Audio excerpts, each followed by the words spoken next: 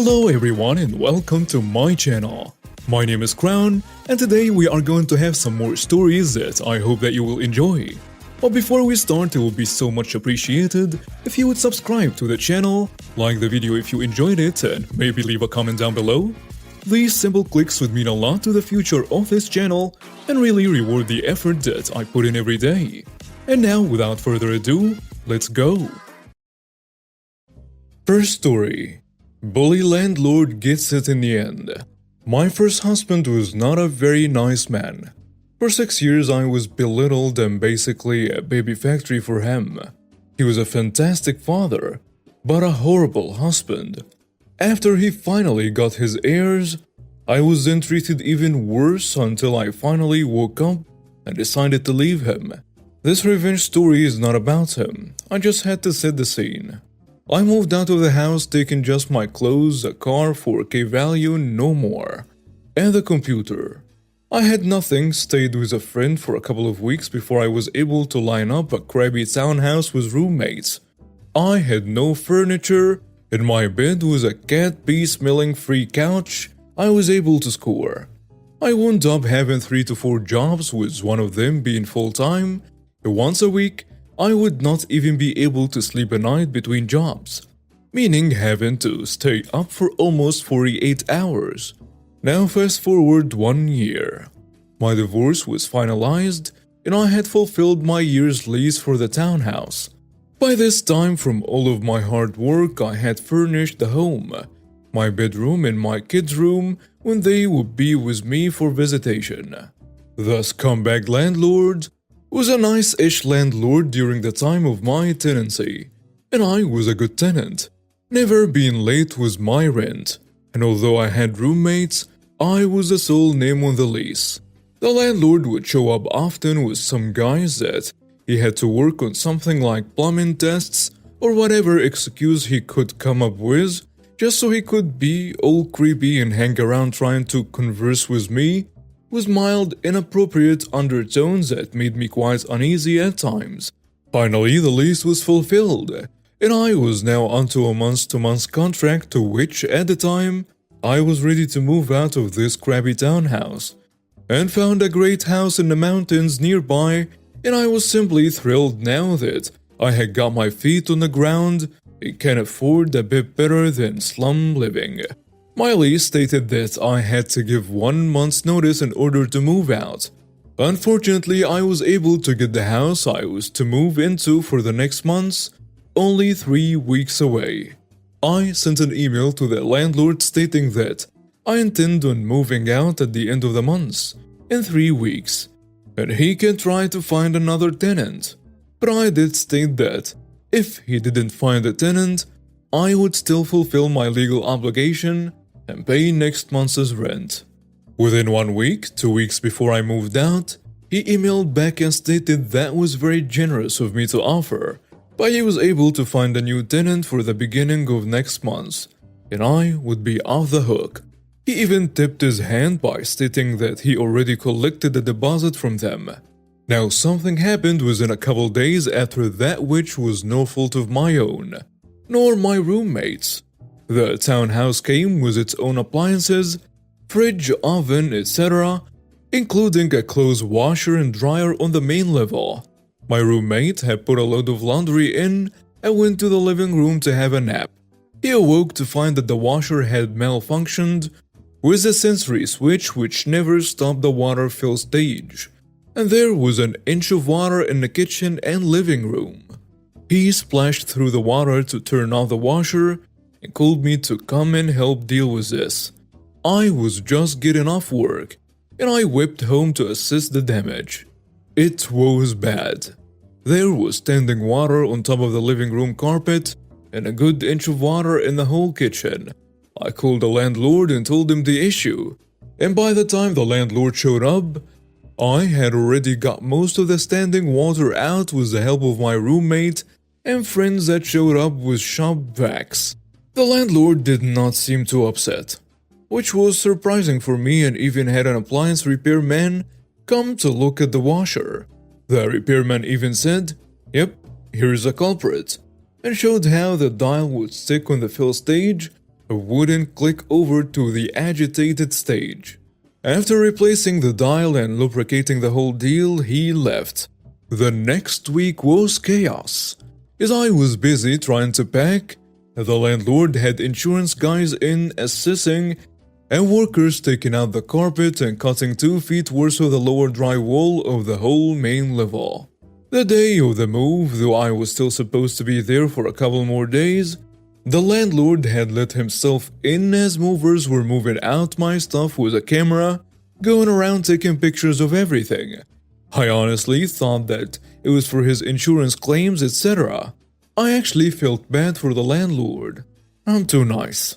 And I told him that I would not ask for any of my deposit back, and he responded in front of the loading crew and my roommate, "Thank you, that's very generous of you."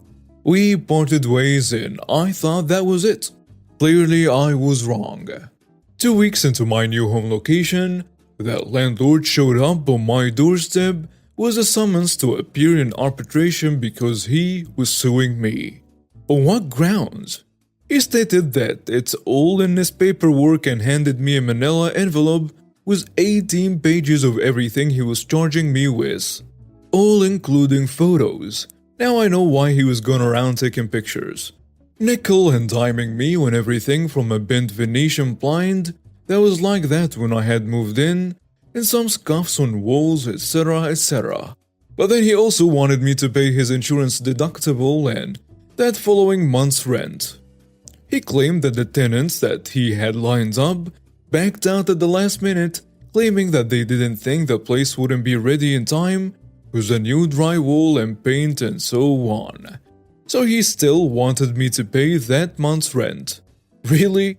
Screw this.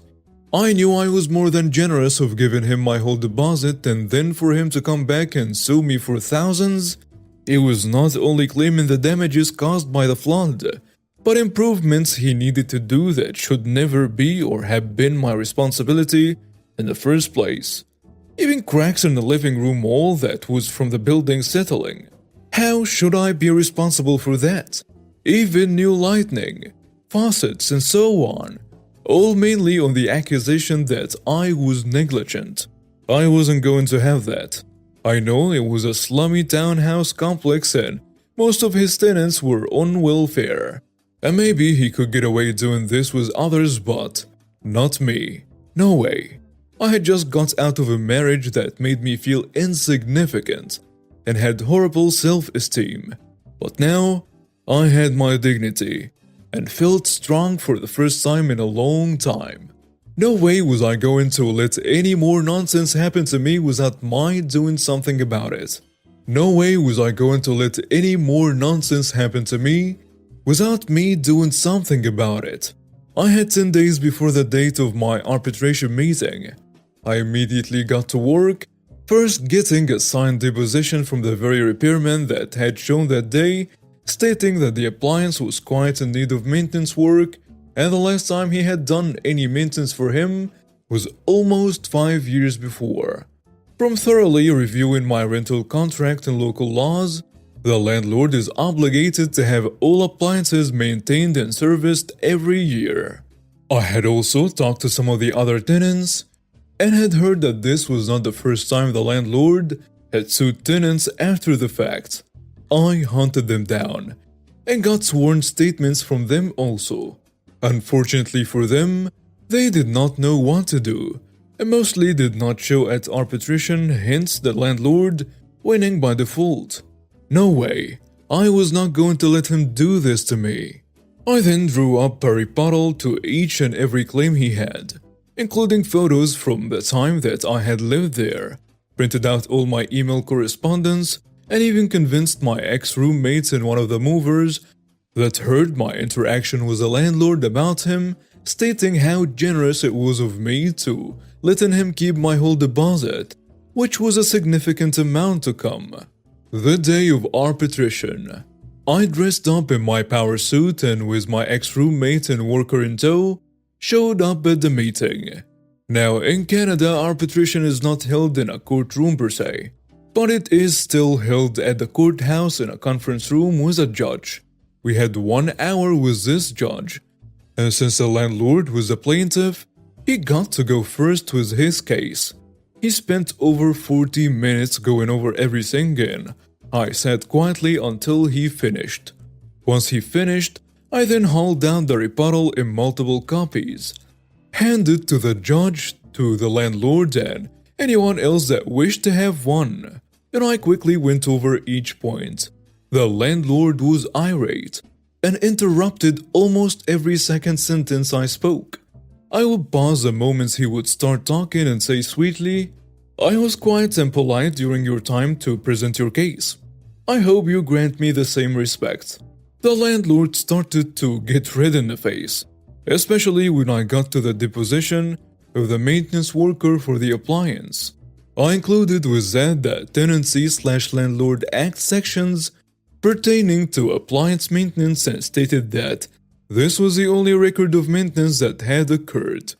And unless he can come up with more recent records from perhaps another company, it was over 5 years since anything had been looked at. With my defense, I had also then countered that I would like my deposit back and my day's pay from work since I had to take that day off to go to this meeting. The judge then made his statement, and I will always remember this for the rest of my life. He stated that first, he was very impressed by my presentation and that I obviously have a good handle on things and can tell that my nature is of kindness and respect, especially with photos of how I had the townhouse furnished and clean and pride in whatever home I would live in. Bottom line, not only did I win my case, I wound up having that landlord owing over 80% of my deposit back, including interest. The landlord face was priceless. The judge then proceeded to tell the landlord that they will be reviewing again all his previous filings, and if there was enough evidence of harassment, he would be reported to the Board of Landlords and Tenants. I don't really know if anything came out of it. And now I walked away that day feeling on top of the world, completely justified, and he got a taste of his own medicine. But it didn't stop there. Oh no. Knowing that this guy has a history of suing tenants, I printed up my final results with the judge's signature and gave a copy to each and every tenant in that complex.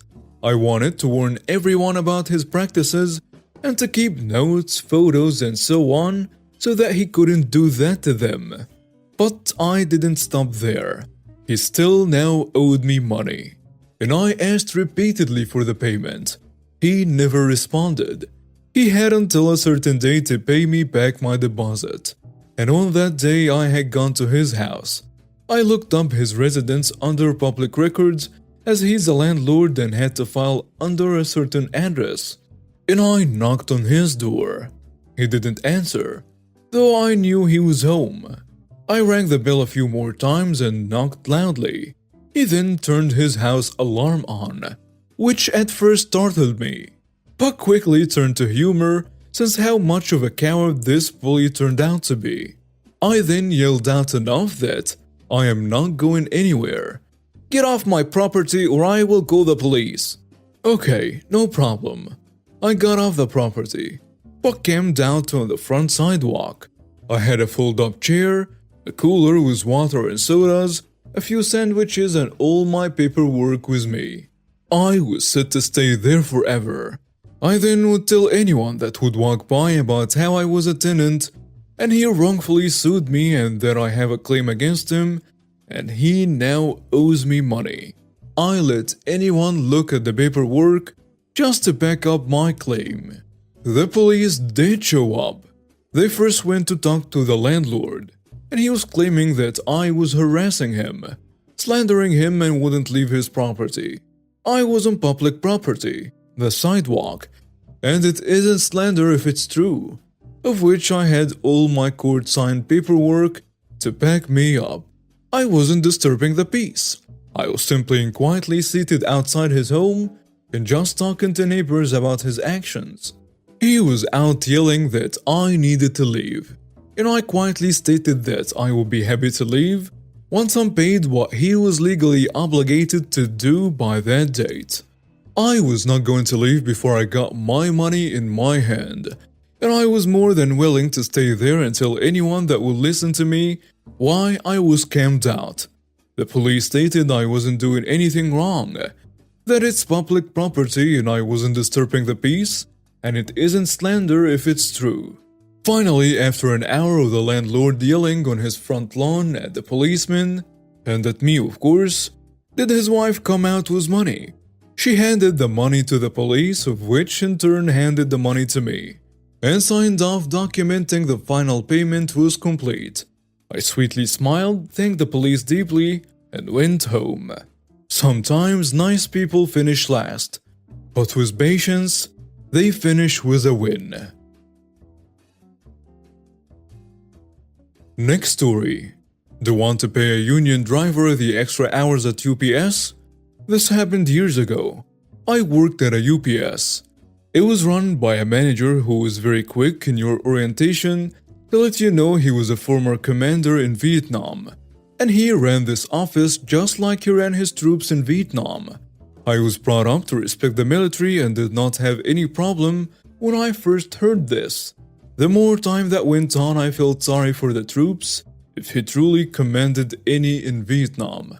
It would be dead time in between when trucks needed to be unloaded, and we would commonly just stand around and talk, twiddling our thumbs when we were supposed to be cleaning. He would hide behind closed doors, sweating himself off, looking out small metal holes for hours at a time to try to catch us like this. I couldn't help but just see how pointless this had to be as a manager's time to sit sweating for hours so you can catch employees taking a break in between a truck after really busting themselves. The union covered all workers whether you joined the union or not.